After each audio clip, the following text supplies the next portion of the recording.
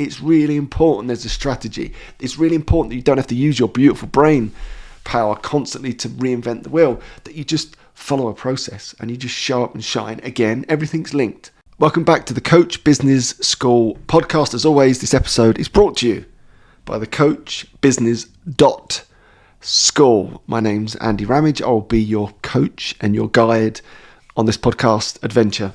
Firstly, thank you if you've joined me already for episode 1, where I introduced the podcast. And secondly, don't forget to follow, subscribe, share this podcast far and wide if you enjoy the wisdom that we impart.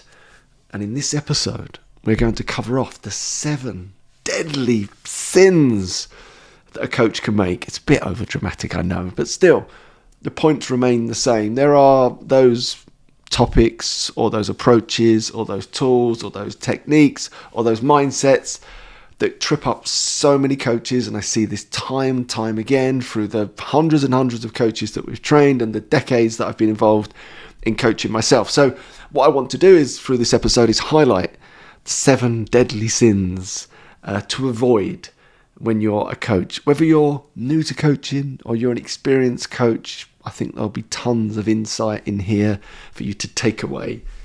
Is the dream. All right, well, let's get into it. Sin number 1, and you'll notice that I've got these listed out on a little sticky note near my camera. And the reason I do that is because I'm a phantom for starting a list and then forgetting where I am once I get to about item number 2. Again, just to highlight behind the scenes, I am a million miles from perfect, and we need to have these little backup and these tools and techniques to keep us on point. Otherwise, I'd get about 2 steps in and be scrambling around to find my notes. So the first sin is to not choose a niche. I'm so big on this in a massive way. And if you don't know what a niche is, or a niche, if you're listening in from North America, it's basically a smaller group of people, a specific group of people that you want to target with your coaching. This is one of the number 1 mistakes coaches make, is to not be niched. The temptation is, well, I can coach anyone. So they try and please everyone and end up pleasing no one. It's the number 1 temptation to avoid. No matter where you are on your coaching adventure, the skill to becoming really successful as a coach is to niche. You've seen me do this. This is exactly what I've done. I figured it out more by luck, in truth, than skill or judgment. I fell into this niched arena, which was alcohol-free performance coaching. Pretty much started that arena. There wasn't really anyone else doing it at the time. And through that, was able to really accelerate that expertise. Because when you're in a niche, you can become expert of a smaller pond much sooner than you can of a large one. Therefore, you unlock an abundance of opportunity very often, because you become the go-to person in that niche. People want you on their podcasts.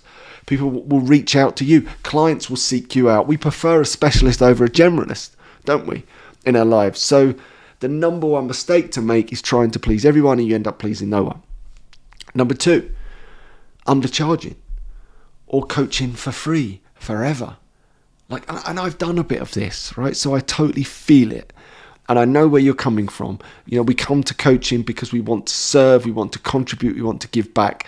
We're not in it for a quick buck or just to make a load of money. That's just not the energy of coaching. And again, I think that's the big mistake that most marketers make. They don't understand coaches, because they treat everyone through their lens, which is, it's all about making money. You know, there is that saying, if all you've got is a hammer, everything looks like a nail. And then marketers come along and they work with coaches, and coaches just are put off by it. I know I was. For years, it was just like icky. It was just like, I've got no interest in that. What are you doing? That's just not what I'm all about at all. I want to contribute and serve and add value, and hopefully be skillful enough that it generates the income I need to live a really, vibrant, energized life, which it has done, and it continues to do so.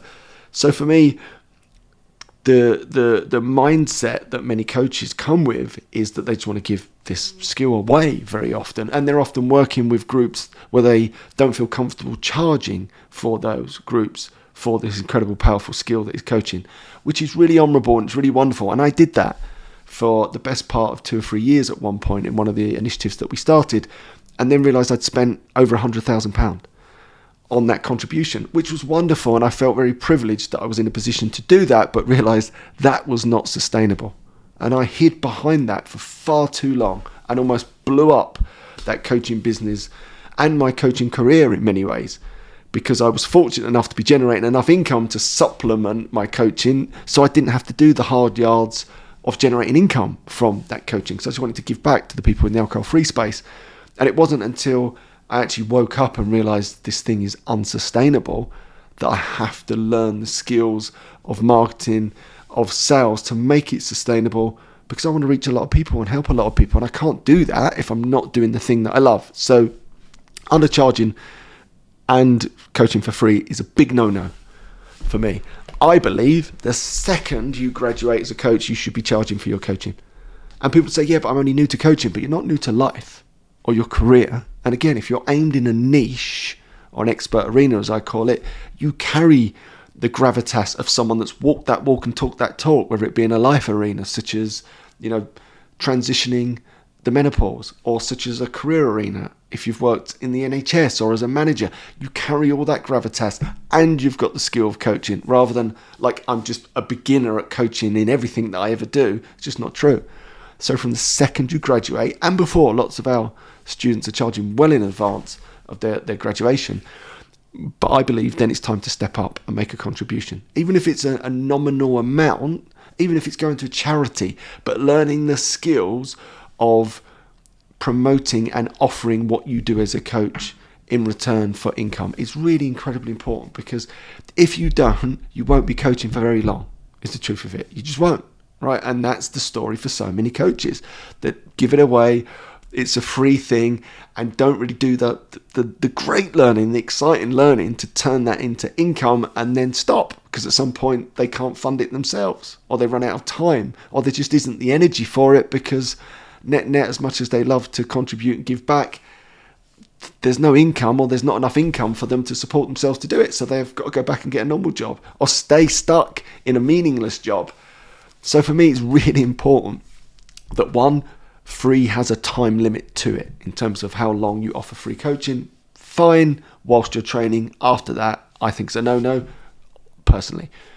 Undercharging, similar thing. I think people tend to massively undercharge for what their coaching's worth.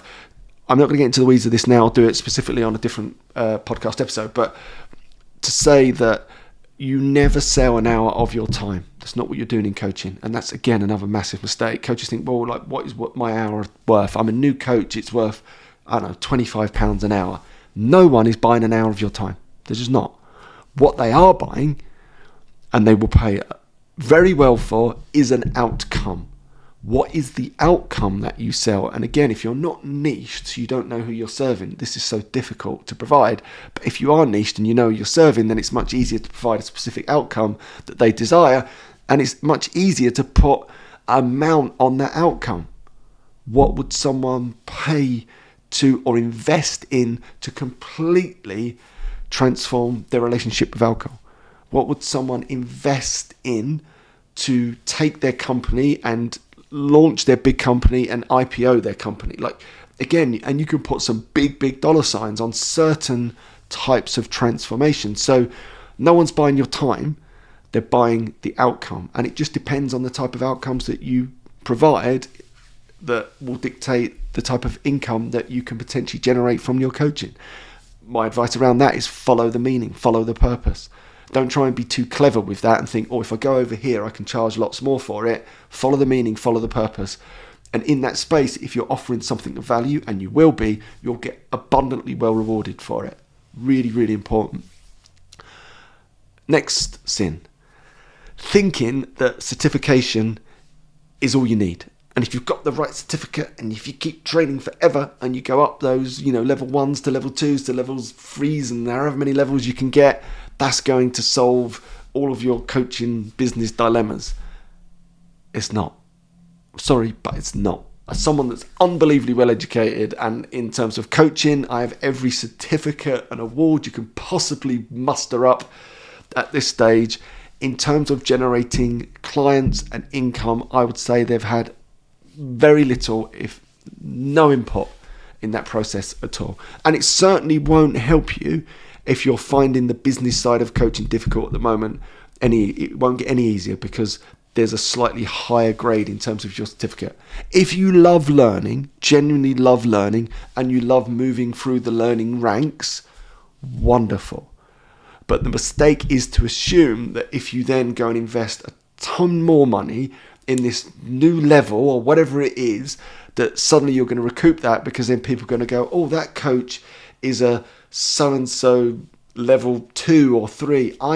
No, again, no one's invested in that. All they care about is, what are you going to help them solve? What's the problem you're going to help them solve? They're invested in that, not your coaching qualifications. Yes, as someone that trains coaches in ICF and EMCC, an association for coaching, I understand the accreditation system inside out and backwards. And it's important that, our training is accredited because it's at a really high level. And it's important, I think, for people to go through that process, but to continually chase that, assuming that once you have the next latest and highest award, it's suddenly going to trigger lots of clients. It's just not the case. You're much better off reinvesting that money in marketing training, is the truth of it, because that's what's actually going to generate clients. All right, next one. No consistent marketing approach, strategy. If you are sporadic, it will not happen in terms of you growing a business. And this is the Coach Business Podcast, Coach Business School Podcast. There's got to be a strategy behind it. Otherwise, you're just throwing out the odd post here on social media, or you're attending the odd networking event. There's no structure to what you do. It's really important there's a strategy. It's really important that you don't have to use your beautiful brain power constantly to reinvent the wheel, that you just follow a process and you just show up and shine. Again, everything's linked.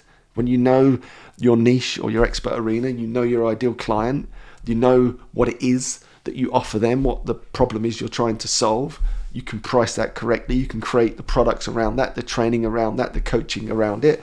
And then you also know, or it's much easier to get out and show up and shine that message because everything's linked. And then that strategy is built where you don't have to overthink it. You're not reinventing the wheel. You just create 1 or 2 pieces of content, and then that actually does a lot of the work for you in terms of your marketing engine. Again, these are all episodes I'll dig into way deeper down the line in terms of some of these specifics, especially around marketing. Next one, neglecting your own personal development and growth. It's so important. It's so important to me that coaches flourish and thrive. There's no point being a coach if you are broken through the process. There's no point being a coach if you've embraced all this lovely learning and then you're a grump. I really believe that. I don't believe coaches should be grumpy people. I don't believe coaches should be negative people. Or they're not doing it right. They haven't paid attention in class, as far as I'm concerned. They're not applying the learning. Because if you were applying the learning, your brain would be so much more optimal.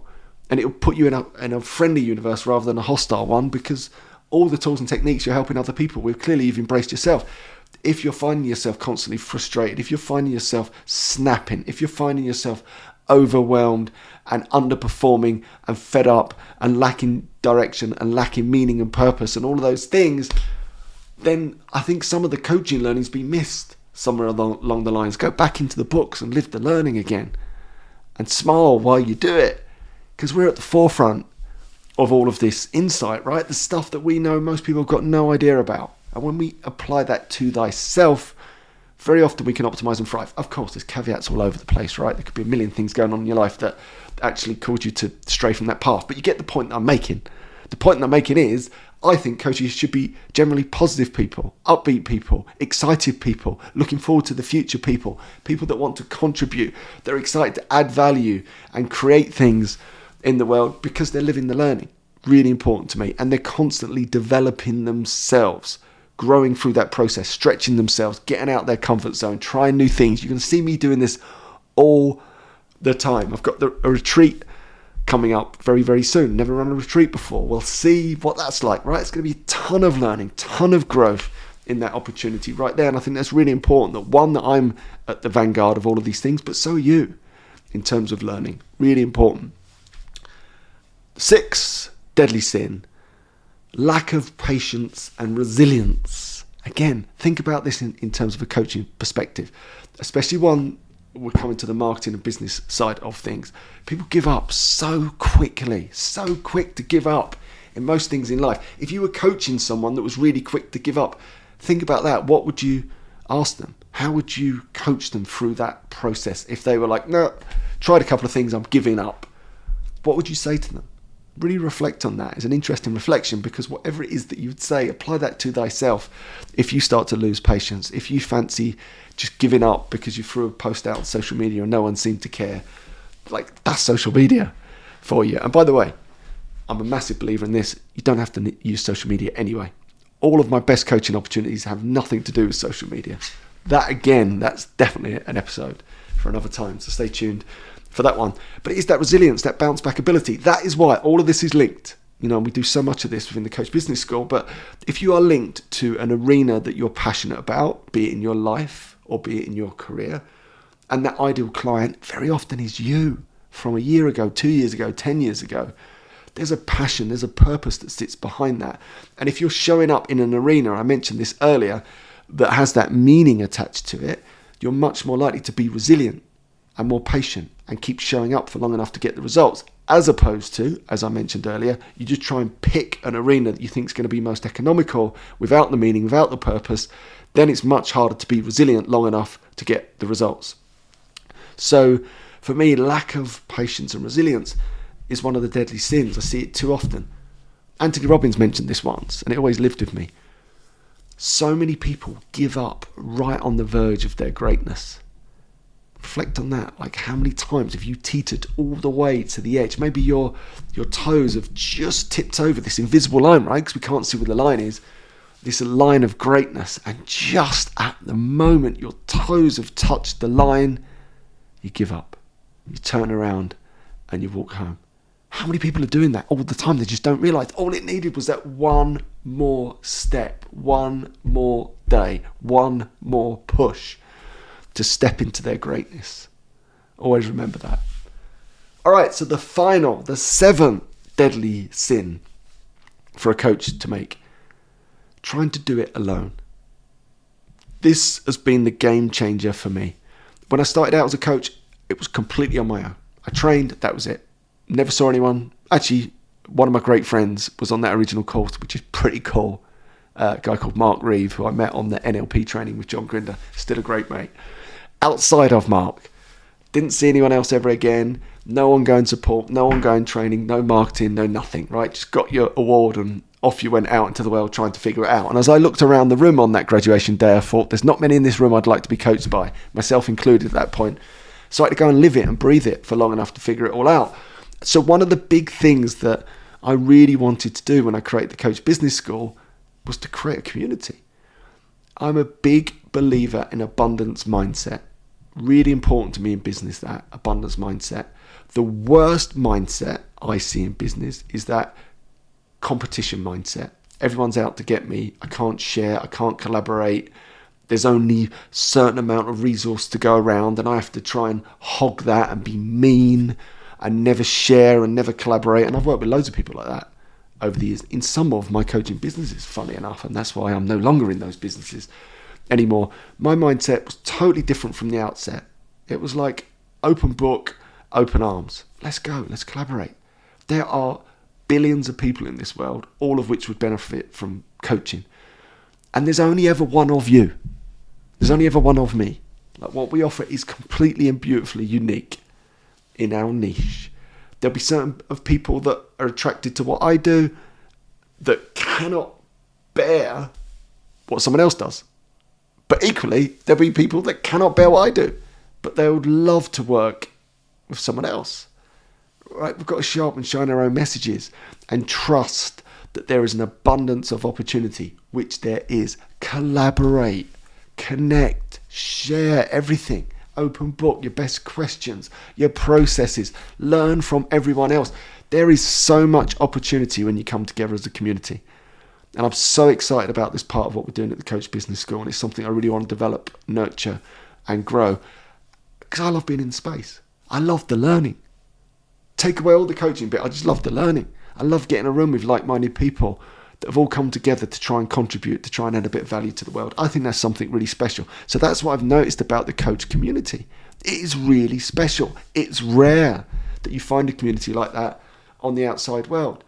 So come together for a bigger reason than just trying to improve your coaching or trying to grow a successful coaching business. Come together for that human connection with like-minded individuals that collaborate to create something that's way bigger than the sum of the parts. That's why I'm doing this ultimately. And hopefully this podcast is part of that, starting to bring us together as a community. And if you want to be part of my community, by the way, do go to coachbusiness.school. So it's not .com, it's .school. So coachbusiness.school. On there's a free container, call it a coach container, loads of videos and insights that I'm sure you'll enjoy around coaching, whether you're new to coaching or an experienced coach. But that puts you in my world effectively, which starts to put you in this sense of community that we're coming together to collaborate. And hopefully this podcast is part of that can draw many coaches in to connect together with that abundance mindset. It's such a beautiful mindset. And I'll tell you why, because I've worked with lots of people in the broking world, for example, the sporting world, and then in some of the businesses that I've had in the coaching world that have got that competition mindset. And it's horrible. It's a horrible way to live. Constantly thinking everyone's out to get you. Constantly thinking, I can't talk to them. I can't show them anything. They're going to steal clients from me or business from. It's just a horrible way to live. I've got no interest in living like that. Whereas the abundance mindset is, come on, let's go for it. There's so much opportunity out there. Trust in yourself. Believe in yourself. You know, that what you've got is unique enough to attract abundance of opportunity, which it has. Therefore, you can have an abundance mindset. That is a joyous mindset. There's no fear. There's no panic. There's no being guarded or mean. You can be open. It's one of love and connection and joy and laughter and fun and creativity. Broaden and build mindset. Barbara Fredrickson. I'll get into that in another podcast episode. So, they are the 7 deadly sins for a coach to avoid. Hopefully that was entertaining and insightful. If you've got any suggestions for topics for this podcast, please do let me know, and make sure to follow along or hit subscribe or like, share far and broad in your coach communities. It'd be wonderful if you could share in there if you think this might start to add value to other coaches that you know. Again, abundance mindset. And you can always drop me an email. I'm andy@andyramage.com. If anything stands out that you want to reflect upon on the podcast or give me some great insights as to what we could do better or I could do better, or even strands or threads or ideas for the podcast, that will always be greatly received. Until next week, keep coaching. This is your coach, Andy Ramage. Let's do this.